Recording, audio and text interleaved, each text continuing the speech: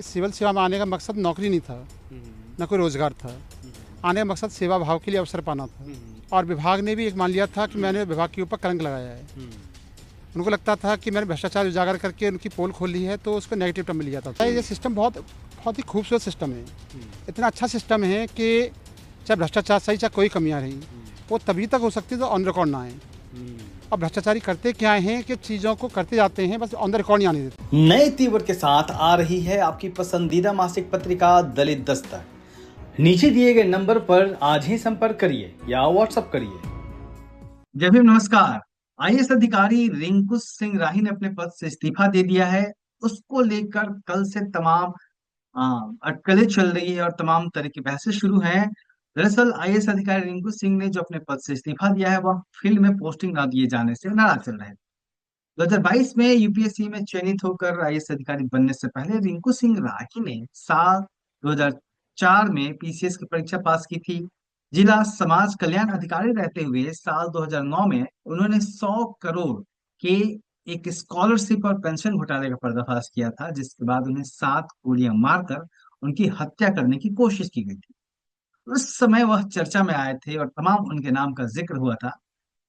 इस बार जो उन्होंने इस्तीफा दिया है, उसकी वजह उन्होंने काम न मिलने की शिकायत बताई है। आईएएस राही ने आरोप लगाया है कि राज्य में एक समानांतर व्यवस्था बन गई है, जिसके चलते उनको काम करने के मौके नहीं मिल रहे थे। खबर है कि उन्होंने फिर से अपने पुरानी सेवा में, जो पीसीएस की सेवा है, उसमें जाने की इच्छा जताई है। ये रिंकू सिंह राही ने जब यूपीएससी की परीक्षा पास की थी, तब उस सफलता के बाद दलित दस्तक ने उनका इंटरव्यू किया था, जिसमें उन्होंने प्रशासनिक सेवा में आने के अपने सपनों का जिक्र किया था और प्रशासनिक सेवा में आके वो करना क्या चाहते थे, दरअसल उसका जिक्र किया था। प्रशासनिक अमलों में जो भ्रष्टाचार किस तरीके से काम करता है, उसकी भी कली खोली थी उन्होंने। आइए हम आपको वो इंटरव्यू दिखाते हैं रिंकू सिंह राय का, जो उन्होंने यूपीएससी क्लियर करने के बाद दलित दस्तक से बातचीत में कही थी। और समझिए कि एक युवा जिसके तमाम सपने होते हैं, वो किस निराशा में आखिर प्रशासनिक सेवा, इतनी बड़ी सेवा से कहता इस्तीफा देता है। देखिए वो इंटरव्यू। 14 साल की नौकरी, 9 ट्रांसफर, 1 सस्पेंशन और 7 गोलियां। जी हाँ, आपने बिल्कुल ठीक सुना, 7 गोलियां। हमारे साथ हैं रिंकू सिंह राही जी, जिन्होंने अभी हाल ही में यूपीएससी का एग्ज़ाम भी निकाला है और वर्तमान में जो ये हैं हापुड़ में जो government IAS PCS coaching centre है, ये निज़ामपुर में, उसके सेंटर इंचार्ज है। सर, बहुत बहुत स्वागत है आपका। और सबसे पहले तो आपको जो यूपीएससी आपने निकाला उसके लिए बहुत बहुत बधाई। Thank you. सर, आपकी जो लाइफ जर्नी है वो काफ़ी इंस्पायरिंग है, जैसा कि मैंने बताया भी दर्शकों को और हमारी बातचीत हुई। इतनी जीवटता कहाँ से मिली आपको? और इस मतलब मुझे लगता है कि 40-40 की उम्र के होंगे आप। इस जर्नी में आप अभी कहाँ तक पहुँचे हैं?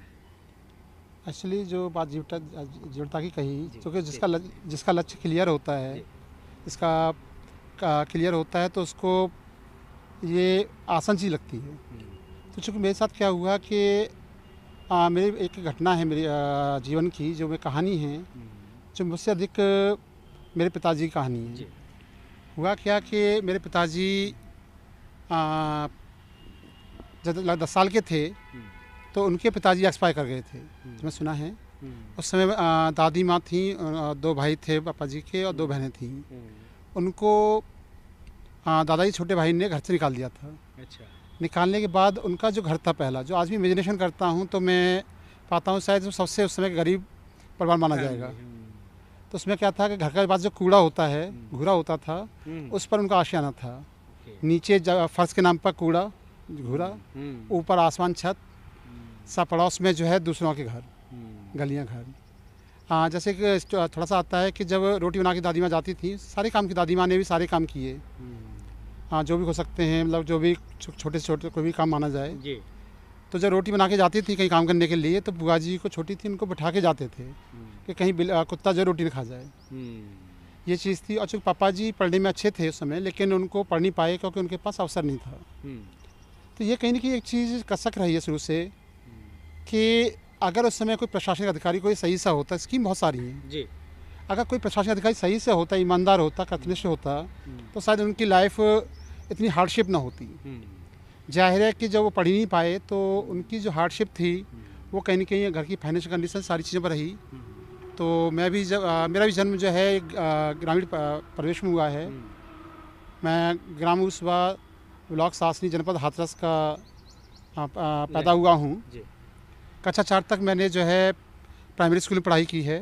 काफ़ी अच्छा एक्सपीरियंस रहा था मेरा। उसके बाद हम लोग जो हैं कुछ कारणों से अलीगढ़ में शिफ्ट हो गए थे।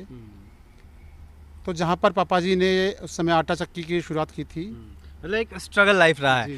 हाँ सर, पहली नौकरी से लेके और अभी यूपीएससी का एग्ज़ाम क्लियर करने तक इस जर्नी को आप कैसे देख रहे हैं? आप कहाँ कहाँ रहे हैं, किन किन पदों पे?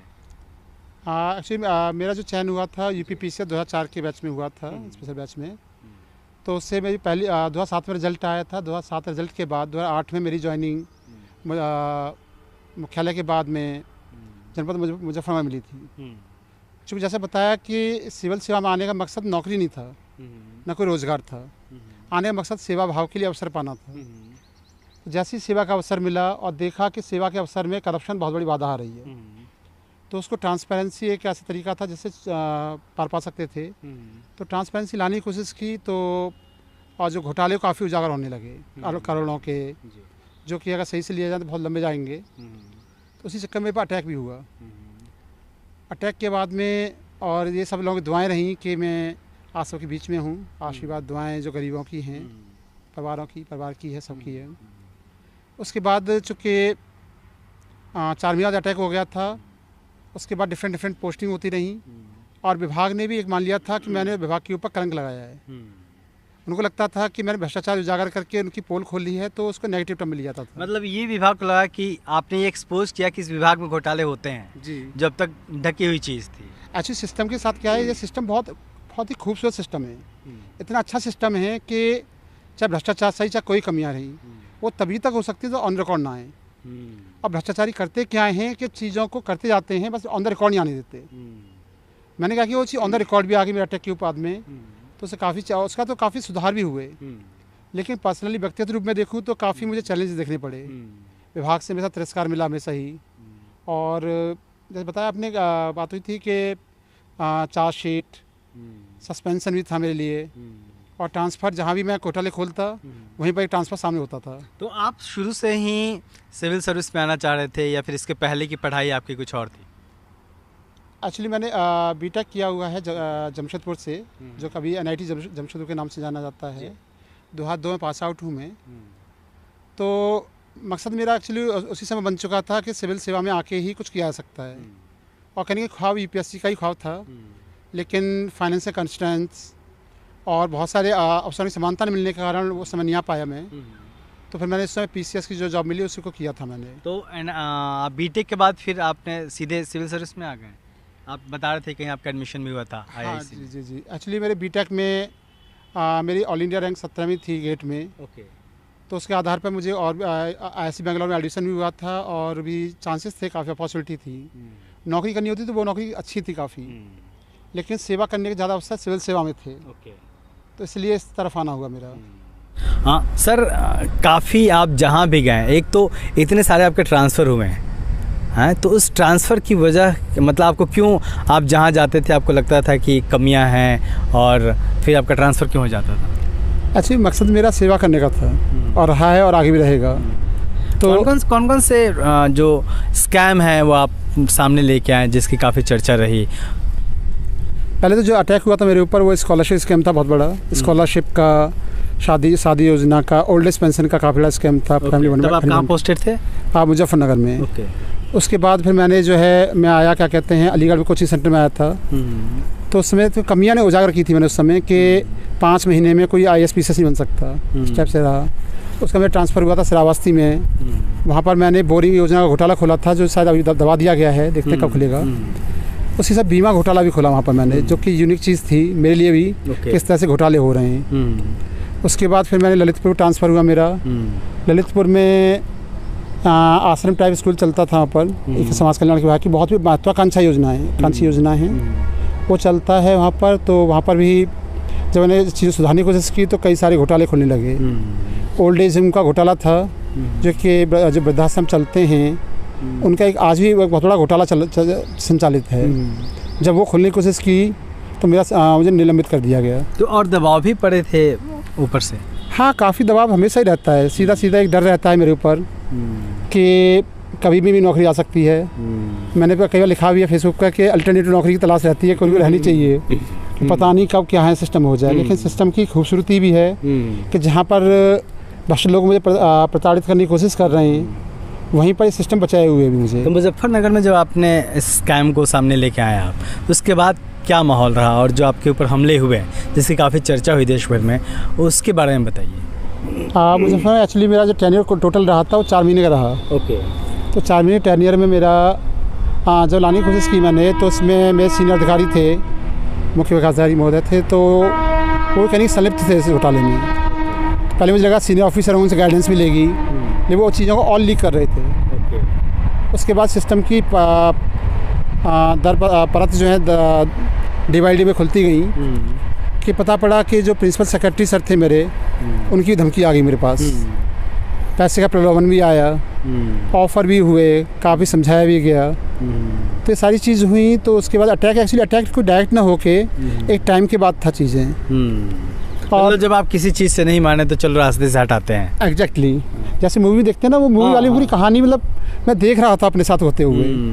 जैसे बार बार एक रिपीट करता हूँ कि तिरंगा मूवी की स्टोरी ध्यान आती थी, जिससे DIG साहब होते हैं, उनको बार अटैक होता है, मर्डर होता है उनका।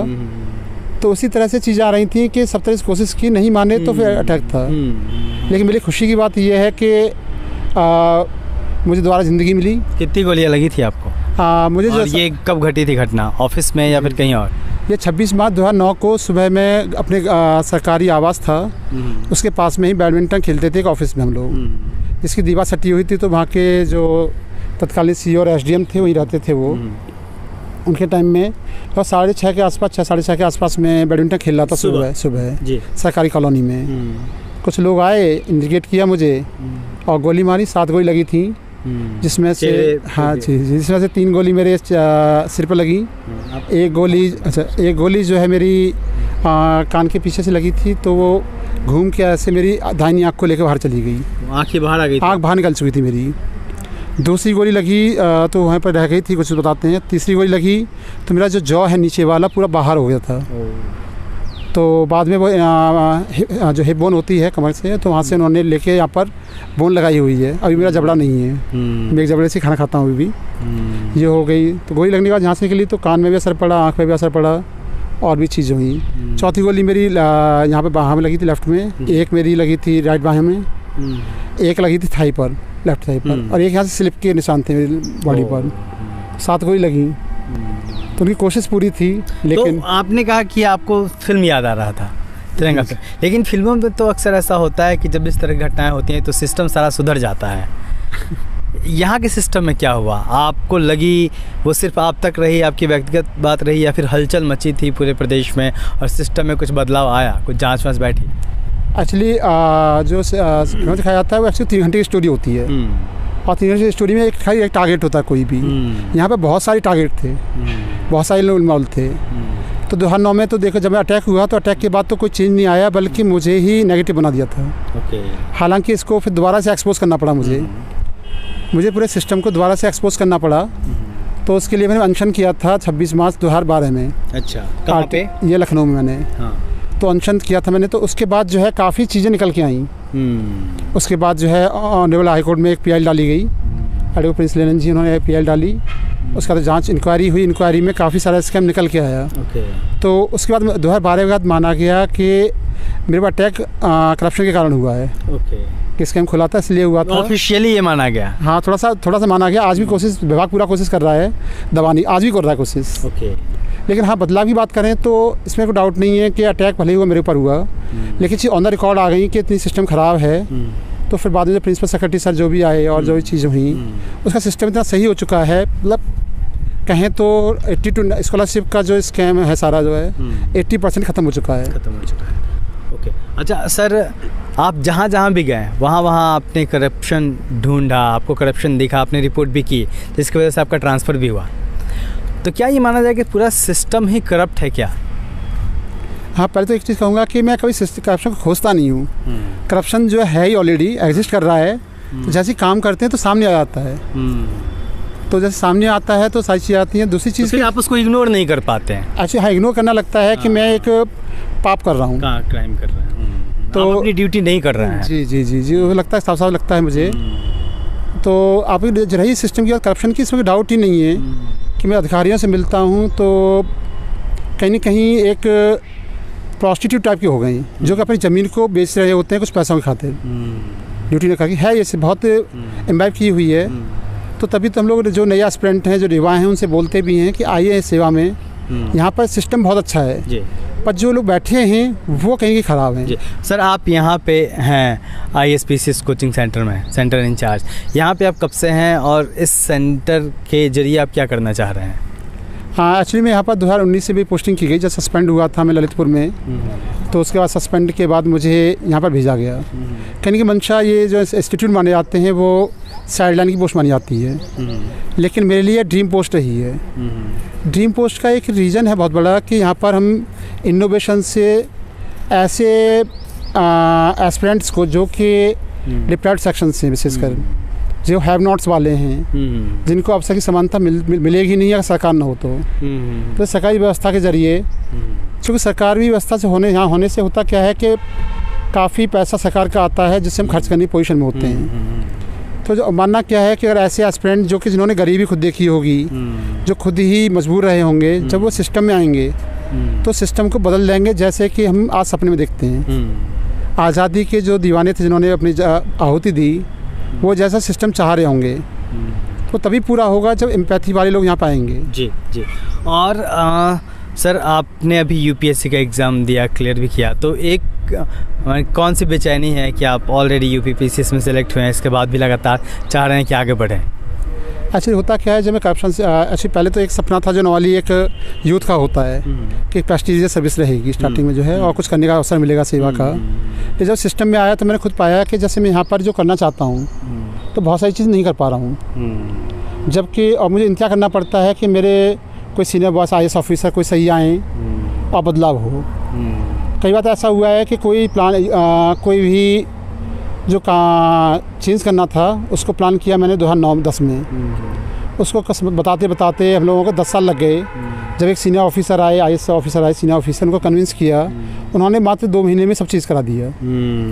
तो लगता है कि आज जो मेहनत की जा रही है, अगर अपर लेवल पर होते हैं हम लोग तो ज़्यादा आसानी से चेंज हो सकेगा। आपके रोल मॉडल कौन है? किससे इंस्पायर हुए? आपने पिताजी का जिक्र किया, इसके अलावा?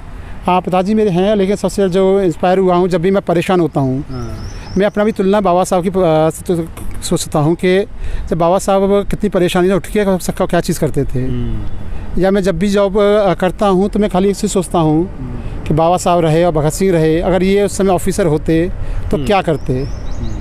तो मेरी सबसे प्रेरणा डॉक्टर अम्बेडकर हैं और भगत सिंह। आप अपनी लाइफ में लक्ष्य क्या है आपका, क्या करना चाहते हैं? हाँ जी, जैसे बताया कि सेवा करने का अवसर है और इस समय एक सामने लक्ष्य रखा हुआ है, और कभी अवसर मिला तो एक डॉक्टर RS प्रवीण सर हैं, जब उनसे तेलंगाना में मुलाकात हुई, उनका काम को देखा तो लगा कि उन तक पहुँच के और कोशिश की जाए, आगे उनकी मूवमेंट को बढ़ाया जाए। क्योंकि उन्होंने जिससे उनका ये सेंटेंस जो हमेशा एक अच्छा लगा काफ़ी, जो उन्होंने बोला था, जो कि नॉर्मली अधिकारी नहीं पा रहा हूँ, उनका साफ साफ सेंटेंस था कि जो सुविधाएं मेरे बच्चे को मिल सकती हैं वो सुविधाएं गरीब बच्चों को क्यों न मिलें। तो ये जो उनकी पवित्र भावना है उसी को लेके कोशिश जारी है। सिस्टम में इक्वालिटी चाहते हैं आपकी, मौके सबके लिए हों और समान रूप से। एग्जैक्टली, जो सपना है भारतीय संविधान का जो सपना है, और चूँकि उस अवसरों की असमानता के कारण मैंने खुद झेला है बहुत सारी चीज़ें। जी जी, तो निश्चित तौर पे बहुत कुछ झेला है आपने। और आप कल्पना करिए और खुद को रिंकू जी की जगह पे रख कर देखिए कि अगर आपके साथ ऐसा हुआ होता तो आप खुद को कहाँ पाते। शायद आप नौकरी छोड़ के भाग गए होते हैं, शायद आपने कॉम्प्रोमाइज़ कर लिया होता, शायद आप इस सिस्टम से ही दूर चले जाते हैं। लेकिन रिंकू जी लगातार डटे हुए हैं और इस सिस्टम में वो अपने ज़रिए जो भी योगदान दे सकते हैं समाज को बेहतर बनाने में, सिस्टम को बेहतर बनाने में, वो कर रहे हैं। निश्चित तौर पे रिंकू सिंह राही जी एक रोल मॉडल हैं, एक नायक हैं, और उनसे प्रेरणा लेने की ज़रूरत है। कैमरामैन वीरेंद्र के साथ मैं अशोक दास, दलित दस्तक। और जाते जाते एक बात और कि अगर आपके आसपास भी ऐसा ही कोई नायक है जो इस तरीके से काम कर रहा है, तो हमें लिख के भेजिए, हमें मेल करिए, हम वहाँ तक पहुँचेंगे, उस नायक की स्टोरी आप तक पहुँचाएँगे। देखते रहिए दलित दस्तक और हमारे चैनल को सब्सक्राइब भी ज़रूर करिए। जय भीम।